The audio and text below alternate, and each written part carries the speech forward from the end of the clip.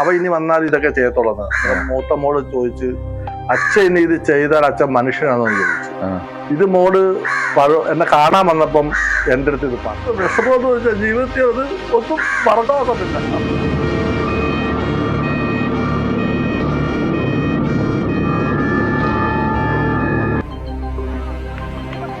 ഭൂതകാലത്തിൽ സംഭവിച്ചു പോയ ഒരു വലിയ തെറ്റും അതിൻ്റെ നിയമപരമായ ശിക്ഷയും അനുഭവിച്ചു തീർത്തൊരു മനുഷ്യൻ ജയിൽ മോചിതനായ ശേഷം ആ പഴയ ഇരുണ്ട ഓർമ്മകളിലേക്ക് തിരിഞ്ഞു നോക്കാതെ സ്വന്തം നാട്ടിൽ ഉപജീവനത്തിനായി ഒരു കൊച്ചു കോഴിക്കട തുടങ്ങി. കഠിനാധ്വാനത്തിലൂടെ ജീവിതം കെട്ടിപ്പടുക്കുന്ന ഒരു കഥയാണിത്.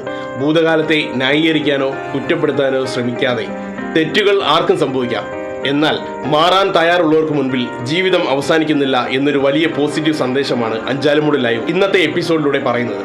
അതെ, നമ്മൾ ഇന്ന് ഇത്തിരി നേരത്തിലൂടെ പരിചയപ്പെടുന്നത് കുപ്പണ മദ്യ ദുരന്തത്തിൽ 1-ാം പ്രതിയായി ശിക്ഷ അനുഭവിച്ച് 20 വർഷം ശിക്ഷ അനുഭവിച്ച് ജയിൽ മോചിതനായി പുറത്തു വന്ന തമ്പിയണ്ണൻ്റെ വിശേഷങ്ങളാണ് ഇന്ന് നമ്മൾ പറയുന്നത്.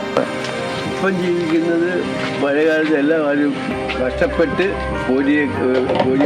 കോഴിയൊക്കെ വെട്ടി വലിയ കഷ്ടപ്പെട്ടാണ് ജീവിക്കുന്നത്. വർഷം 2003 ഏപ്രിൽ 9. അഞ്ചാലുമൂടിൻ്റെയും കൊല്ലത്തിൻ്റെയും ചരിത്രത്തിൽ ഒരിക്കലും കേൾക്കുവാൻ ഇഷ്ടപ്പെടാത്തൊരു കറുത്ത ദിനം. കുപ്പട മദ്യദുരന്തം എന്ന ആ വലിയ ദുരന്തം ഈ നാടിനെ കണ്ണീരിലാഴ്ത്തിയിട്ട് 23 വർഷങ്ങൾ പിന്നിടുന്നു. കാലം ഒരുപാട് മുന്നോട്ട് പോയി, ആ മുറിവുകളെല്ലാം ഉണങ്ങി. പക്ഷേ ആ ദുരന്തത്തിൻ്റെ പേരിൽ അന്ന് കേട്ട ഒരു പേര് ഇന്ന് ഈ അഞ്ചാലുമൂട്ടുകാർക്ക് കേവലം ഒരു ഓർമ്മയല്ല, അതൊരു അതിജീവനത്തിൻ്റെ കഥയാണ്. അന്ന് വാർത്തകളിൽ നിറഞ്ഞു നിന്ന കുപ്പണ മദ്യ ദുരന്തത്തിലെ 1-ാം പ്രതിയായ കുപ്പണ തമ്പി എന്ന തമ്പിയണ്ണൻ ഇന്ന് ഈ നാട്ടുകാർക്ക് ഏറെ പ്രിയപ്പെട്ടവനാണ്. നല്ല വൃത്തിയായിട്ട് അറിയാം. എൻ്റെ ഓർമ്മയുള്ള കാലം തൊട്ടേ തമ്പിയണ്ണനെ എനിക്കറിയാം. തമ്പിയണ്ണൻ അന്ന് ജീവിക്കാൻ വേണ്ടി അന്ന് ആ ഒരു പരിപാടി ചെയ്തായിരുന്നു. അന്ന് തമ്പിയണ്ണൻ്റെ കയ്യിൽ നിന്ന് വന്ന വീഴ്ച അല്ലെന്നാണ് ഞങ്ങൾ അറിഞ്ഞത്. വേറെ ആൾക്കാരെ വീഴ്ചയിൽ നിന്ന് ആ സംഭവം നടന്നായിരുന്നു, മദ്യദുരന്തം നടന്നായിരുന്നു.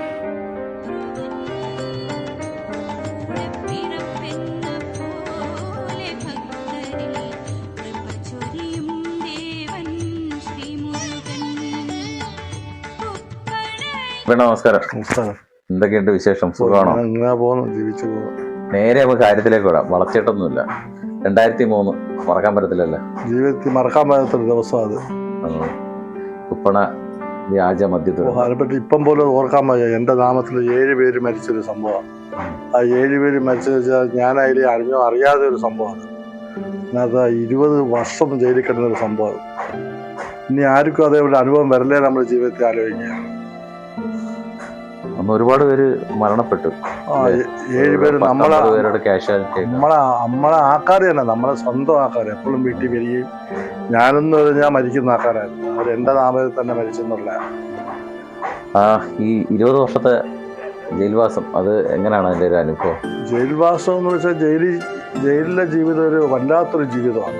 അത് ചെന്ന് കയറിയപ്പോൾ ഉള്ള ആ ഒരു മതക്കെട്ടും കാര്യങ്ങളും എല്ലാം കൊണ്ടുവന്ന് അന്നല്ലേ വിഷമിച്ച് ഒന്ന് പെട്ടെന്ന് പോയല്ലോ. ആഡംബരമായിട്ട് നമ്മൾ ഈ ചാരായത്തിന്റെ ഒക്കെ ഒരു ബിസിനസ് കാര്യങ്ങളൊക്കെ ഉണ്ടായിരുന്ന ഒരു കാലം ഉണ്ടായിരുന്നു. വാജക്കള്ള് നിർമ്മാണത്തിലേക്ക് പോയി വലിയൊരു ദുരന്തത്തിൽ അത് അവസാനിച്ചു. അങ്ങനെ അദ്ദേഹം കുറേ കാലം ജയിലിലായിരുന്നു. അതിനുശേഷം വന്നതിന് ശേഷം നമ്മൾ ശ്രദ്ധിച്ചിട്ടുള്ള ഒരു കാര്യം അടിമുടി മാറി എന്നുള്ളതാണ്. എല്ലാ കാര്യത്തിലും, ആ സ്വഭാവത്തിലും കാര്യങ്ങളിലും എല്ലാം ഒരു തികഞ്ഞ ഒരു മര്യാദക്കാരനായി മാറി എന്നുള്ള ഒരു നല്ല ലക്ഷണമാണ്. അതിൽ വലിയ സന്തോഷമുണ്ട്. ആ തരത്തിൽ മാറിയതിലും വളരെ സന്തോഷമാണ്. തെറ്റ് പറ്റിയെന്ന് വിശ്വസിക്കുന്നു. തെറ്റ് പറ്റിയെന്ന് വിശ്വസിക്കുന്നത്. തെറ്റ് പറ്റി ഒരിക്കലും നിരോധിച്ചൊരു സാധനം വിൽക്കാൻ പാടില്ലായിരുന്നു. പഴയ സുഹൃത്തുക്കൾ ഇപ്പോൾ തേടി വരാറുണ്ടോ? പഴയ സുഹൃത്തുക്കളും ഇല്ലായിരുന്നു, ബന്ധുക്കളും. ഈ സംഭവം നടന്ന ശേഷം എന്നെ എല്ലാവരും, എൻ്റെ ബന്ധുക്കൾ സഹിതം സുഹൃത്തുക്കളും ഒരു പാത്രത്തിൽ കുടിക്കുകയും ഉണ്ടോണ്ടിരുന്ന ആൾക്കാർ പോലും എന്നെ തിരിഞ്ഞു നോക്കിയിട്ടില്ല. ആരുമില്ല. ഒരു പാഠം തന്നെ. അത് സമൂഹത്തിന് വലിയൊരു പാഠമാണ്. വൈഫൊക്കെ, എൻ്റെ പിള്ളേരൊക്കെ അന്നൊക്കെ എന്ന് വെച്ചാൽ എൻ്റെ മോക്ക് കൊച്ചു പ്രായമുള്ളായിരുന്നു. എൻ്റെ വൈഫ് പോയി കിണറ്റിൽ ചാടി, മുട്ടോരും 10-40 തൊടിയുള്ളൊരു കിണറ്റിൽ ചാടിയാണ്. അന്നും എന്തോ മുരുകന്റെ സഹായം കൊണ്ട് രക്ഷപ്പെട്ടെ അവിടെ. ഇപ്പൊ ഈ അന്ന് നിങ്ങളെ ഇത്രയും വലിയൊരു ഇതിലാണ് ട്രാപ്പിലാക്കിയതാണെന്ന് കാണും തോന്നിയിട്ടുണ്ട്. തീർച്ചയായിട്ടും എന്നെ മനഃപൂർവ്വം കൊണ്ട് ചതിച്ചതാണ്. പഴയ കാര്യങ്ങളെല്ലാം ഇപ്പം ഓർക്കുന്നുണ്ടോ? ഓർക്കും. ഇല്ല, ഒരു ദിവസം ഓർക്കാത്ത ദിവസങ്ങളില്ല. ഓർത്തു പോകും നമ്മൾ ആ ഒരേ കാര്യങ്ങൾ. ഇപ്പോഴത്തെ ജീവിതം എങ്ങനെ നിലവില്? ഇപ്പം ഒന്നോർത്താൽ ഞാൻ ഭാഗ്യവാനാണ്. എന്ന് വെച്ചാൽ വന്ന് കഷ്ടപ്പെട്ട് ജോലി ചെയ്ത് 10 രൂപ എൻ്റെ കൈ വരുന്നത്. രാവിലെ 4 മണിക്ക് നീക്കും, ഉച്ചയ്ക്ക് 2 മണി വരെ കോഴിക്കോട്ടിൽ കിടന്ന് കഷ്ടപ്പെടുക. ആ പൈസ കിട്ടുന്നുള്ള ആ പൈസ എനിക്ക് പോക്കറ്റിൽ വെക്കാനും എനിക്കത് ചെലവാക്കാനും ഒരു സന്തോഷമുണ്ട്. മറ്റേ പോലെ ചാരാപിറ്റ പൈസ അല്ല വരുന്നത്. ഇത് നേരത്തെ ഇതങ്ങനെ തുടങ്ങിയാൽ മതിയായിരുന്നു. അപ്പോൾ ഇപ്പം കൂടെ ആരുണ്ട്? ഇപ്പം എൻ്റെ വൈഫ് ഈ സംഭവത്തോടുകൂടി അസുഖക്കാരിയായി. 2 കൃഷിയും പോയി ആകെ പ്രശ്നമായി. ഞാൻ ജയിലിൽ പോയി ഒരു 13 വർഷം കഴിഞ്ഞപ്പം വൈഫ് മരിച്ചുപോയി. പിന്നെ ഇറങ്ങി വന്ന വർഷം 2 പെൺപിള്ളേരെ അയച്ചായിരുന്നു. പിന്നെ ആരും ഇല്ലാത്തതിൻ്റെ ഞാൻ ഒരു തൃശ്ശൂരിൽ നിന്നൊരു 2ാം വിവാഹം ചെയ്തായിരുന്നു. അദ്ദേഹം കൂടെ ഉണ്ട്. ശ്രീജവാ.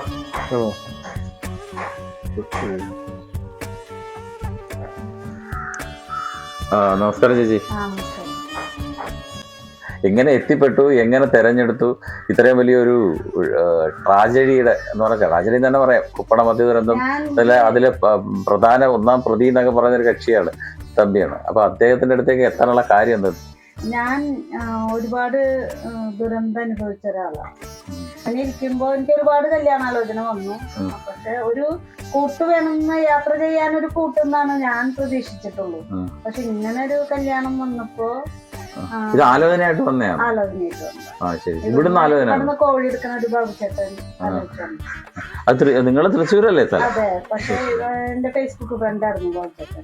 ഇങ്ങനെ പറഞ്ഞപ്പോ ഞാൻ എന്റെ വീട്ടുകാരായിട്ട് ആലോചിച്ചു. പിന്നെ മക്കളായിട്ട് സംസാരിച്ചു. മോളൊക്കെ സംസാരിച്ചപ്പോ അവരൊക്കെ ഒരുപാട് കാര്യങ്ങൾ പറഞ്ഞപ്പോ ഞാൻ ഒരുപാട് ദുഃഖം അനുഭവിച്ച ആളായതുകൊണ്ട് അങ്ങനെ ഒരു ദുഃഖമുള്ള ഒരാൾ വേണമെന്ന് എനിക്ക് തോന്നി. അങ്ങനെയാണ് ഇങ്ങനൊരു കല്യാണം. എന്റെ വീട്ടുകാരൊക്കെ നല്ല സപ്പോർട്ടായിരുന്നു, മക്കളും നല്ല സപ്പോർട്ടാണ്. മക്കളോടെ വരും നിൽക്കും. ചേട്ടന്റെ മക്കളും എന്റെ മക്കളും നല്ല കൂട്ടാണ്. 4 പേരും. ചേച്ചിക്ക് എത്ര മക്കള്? എനിക്ക് 2 സത്യത്തിൽ ഇപ്പം ഭയങ്കരമായിട്ട് പശ്ചാത്തപിക്കുന്നു. ഭയങ്കര പശ്ചാത്താപം. എനിക്ക് ജീവിതത്തിൽ എന്റെ നാമധേയത്തിൽ 7 പേര് മരിച്ചെന്ന് പറയുമ്പോഴേ യഥാർത്ഥ നിരപരാധിയാണ് ഞാനായിരുന്നു. ഞാൻ അറിഞ്ഞ സംഭവം പോലും അല്ല, എന്നെ ചതിച്ചതാ. എന്നാലും മരിച്ചത് എന്റെ തമ്പി എന്നുള്ള നാമത്തിലല്ലേ. ഒരു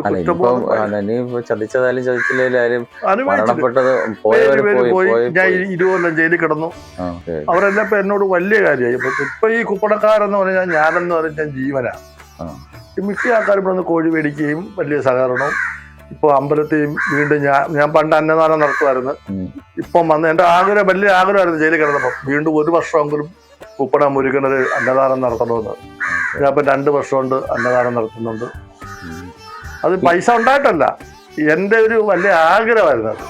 അത് ഞാൻ നിറവേറി. മുരുകന്റെ സഹായം ഭയങ്കര സഹായമാണ്. ജയിലിൽ കിടക്കുമ്പോ ആരെങ്കിലും കാണാനൊക്കെ വന്നായിരുന്നോ? എന്റെ ഭാര്യയും മക്കളും അല്ല, വേറെ ആരും വന്നിട്ടില്ല. മക്കളൊക്കെ മൂത്തമ്മൊക്കെ അന്നത്തെ ആയപ്പോഴത്തേക്ക് 10-12 വയസ്സൊക്കെ ആയി. ഞാൻ കയറി ഇടയ്ക്കായി ഈ സംഭവം ഇങ്ങനെ മോള് ചേട്ടത്തിയെടുത്ത് പറയുന്നത്, മുട്ടാമ്മ എടുത്ത് പറയുന്നത്. മുട്ടാമ്മ പറയുന്നു ഇങ്ങനെ അവ ഇനി വന്നാൽ ഇതൊക്കെ ചെയ്യത്തുള്ളത്. മൂത്ത മോള് ചോദിച്ച് അച്ഛൻ ഇനി ഇത് ചെയ്താൽ അച്ഛൻ മനുഷ്യനാണെന്ന് ചോദിച്ചു. ഇത് മോള് എന്നെ കാണാൻ വന്നപ്പം എൻ്റെ അടുത്ത് ഇത് പറഞ്ഞു. ഞാൻ എൻ്റെ ചങ്ക് കീറിപ്പോയി. ഞാൻ അന്ന് അല്ലെങ്കിൽ സൗദം ചെയ്ത് മേലായി ചെയ്യത്തില്ലെന്ന്. ഇനി മദ്യം എന്ന് പറയുന്നത് എൻ്റെ ചെയ്യത്തുമില്ല. അത് ചെയ്യാൻ ഒരുങ്ങിയാണെങ്കിൽ അവരുടെ അടുത്ത് ഞാൻ പറയുകയും ചെയ്യും. എൻ്റെ അനുഭവം പറഞ്ഞ് മനസ്സിലാക്കി കൊടുക്കുകയും ചെയ്യും. ആരെ കൊണ്ട് ചെയ്യിപ്പിക്കത്തുമില്ല. ഒരു ദിവസം എനിക്ക് ഏറ്റുമാനൊരു കേസുണ്ടായിരുന്നു. ആ കേസിൽ പോയപ്പോൾ ഞാൻ ഒരു 10:30 ഞാൻ മോളെ വിളിച്ച്, ഇളയ മോളെ വിളിച്ച്. ഞാൻ വിളിച്ചപ്പോൾ അവര് ഉറക്കോളൂ. ഞാൻ മോളെ വല്ല കഴിച്ചാ മോളെ? ഒന്നും കഴിച്ചില്ല അച്ഛാന്ന് പറഞ്ഞു. 10:30 അന്നേരം ഉണ്ടാകുന്ന വിഷമമെന്ന് വെച്ചാൽ ജീവിതത്തിൽ അത് ഒന്നും മറക്കാക്കുന്നില്ല. ആ പിള്ളേർപ്പം വളർന്ന് എങ്കിലും എൻ്റെ അനുഭവം വരുന്നത് ആരുടെ പറയാനാ? ഞാൻ എൻ്റെ ദൈവത്തോട് മാത്രം പറഞ്ഞു. എൻ്റെ ദുഃഖമല്ല ഒരുപാട് അനുഭവിച്ചു ജയിലിൽ കിടന്നും കൊണ്ട്. ജയിലിൽ എന്ന് വെച്ചാൽ ആഹാരമെല്ലാം കിട്ടുന്നത്. എങ്കിലും എൻ്റെ വീട്ടിൽ പട്ടിണി, എൻ്റെ വൈഫൊക്കെ കൂലിപ്പണിക്ക് പോകുമെന്ന് പറയുമ്പോഴേ പിള്ളേരൊക്കെ ഇപ്പൊ വരാറുണ്ടോ? അതോ ഇവരുണ്ട് എല്ലാവരും നല്ല സഹകരണം, നല്ല കാര്യം, നല്ല നല്ല എന്നോട് ജീവനാണ്, എന്നോടും ശിവചന്ദ്രൻ ജീവനാവര്. അങ്ങനെ 2 മക്കളെ കിട്ടിയതിന്റെ ഏറ്റവും വലിയൊരു ഭാഗ്യമാണ്. എനിക്ക് തോന്നുന്നു മക്കളാണ് ഇനിഷ്യേറ്റീവ് എടുത്ത് ഇറക്കിയതൊക്കെ. അതാണ് മൂത്ത മോളൊക്കെ ഒരുപാട് കഷ്ടപ്പെട്ടു. അക്കിന്റെ വിളിക്കാനായാലും ഇളയ മോളൊക്കെ ഒരുപാട് കഷ്ടപ്പെട്ടു. എന്നെ ഇറക്കണമെന്നായിരുന്നു അവരാഗ്രഹം. കൊച്ചുനാളെ അവര് അത്രയും നാണം കെട്ടു എന്ന് വെച്ചാൽ മദ്യദുരന്ത കേസിൽ ഒരു പ്രതിയുടെ മക്കളാന്നുള്ള. അപ്പോൾ ഞാനല്ല എന്റെ വേദന തിന്നത്, എന്റെ മക്കളും ഭാര്യ. ജയിൽവാസം എല്ലാം കഴിഞ്ഞ് ഇപ്പം വളരെ മാന്യമായിട്ട് കഴിയുന്ന കോഴിക്കടയും ഒക്കെ തുടങ്ങി ഭയങ്കര കഷ്ടപ്പാടിലാണെങ്കിലും കാര്യങ്ങളെല്ലാം നടത്തുന്ന പൊതുജനങ്ങളും എല്ലാവരുമായിട്ട് നല്ല സഹകരണമാണ്. എല്ലാവരും എവിടെയൊക്കെ വെച്ച് കണ്ടാലും നമ്മളൊക്കെ എവിടെ വെച്ച് കണ്ടാലും വിളിച്ച് തീർക്കാത്ത സ്നേഹമാണ്. ഒരു എഴുത്തുകാരിയാണ് എന്നൊക്കെ ഞങ്ങൾ വന്നപ്പോൾ ഒത്തിരി അവാർഡുകളൊക്കെ ഉണ്ട്, ഒരുപാട് അവാർഡുകളൊക്കെ കിട്ടിയായിരുന്നില്ലേ? എൻ്റെ അച്ഛൻ നല്ല നാടകം നടന്നായിരുന്നു. അച്ഛൻ്റെ പേര് കരുണൻ എന്നാണ്, കരുണാകരൻ, തൃശ്ശൂരാണ്. അച്ഛൻ KPSC നാടക ഗാനങ്ങളും നാടകവും ഒരുപാട് നല്ലൊരു മനുഷ്യനായിരുന്നു. നല്ല അച്ഛൻ്റെ മോളായിട്ട് ജനിച്ച കാരനാണ് എനിക്ക് കിട്ടിയത്. തമ്പേരുടെ ഒരു കവിഹൃദയം ഒക്കെ ഉണ്ടെന്നാണ്ടായിരിക്കും ചേച്ചി തന്നെ പറഞ്ഞത്. ചേച്ചിയുടെ ശ്രാദ്ധം എന്ന് പറയുന്നൊരു കവിത ഒരുപാട് സമ്മാനം കിട്ടി, ഒരുപാട് അവാർഡ് കിട്ടിയൊരു അതിന്റെ ഒരു 4 വരിച്ചല്ലോ. കഥനത്തിൻ നോവായി കറുത്തവാവും പഞ്ചാംഗം നോക്കവേ അമ്മ ചൊല്ലി അച്ഛൻ മരിച്ചിട്ടൊരഞ്ചു കൊല്ലം ഉണ്ണിയൊരിക്കൽ എടുത്തിടേണം ഉണ്ണി മാതാവിൻ തൻ നെഞ്ചിടറി വ്രതങ്ങളെന്തെന്നും അറിഞ്ഞിടാതെ വിറയാർന്നു ഉണ്ണി കുളി കഴിഞ്ഞു. ഈറനാം നേരെ തൊടുത്തുകൊണ്ട് ഈ പിഞ്ചു കയ്യുകൾ പൊട്ടിടുമ്പോൾ മുറ്റത്തെ മൂവാണ്ടൻ മാവിൻ കൊമ്പിൽ 3-4 കാക്ക പറന്നിറങ്ങി. ചാണകം തേച്ച ബലിക്കളത്തിൽ ചെരിഞ്ഞു നടക്കും മുടന്തൻ കാക്ക പിണ്ടങ്ങളൊന്നതിൽ കൊത്തി കൊത്തി പിന്നെയും നോക്കുന്നുണ്ടുണ്ണിയെയും. അമ്മയോടാരാഞ്ഞു കുഞ്ഞു പൈതൽ ആ കാണും കാക്ക എന്നച്ഛനാണോ? പൈതലിൻ മൊഴി കേട്ട അമ്മയേവം പൊട്ടിക്കരഞ്ഞകത്തേക്കു പാഞ്ഞു.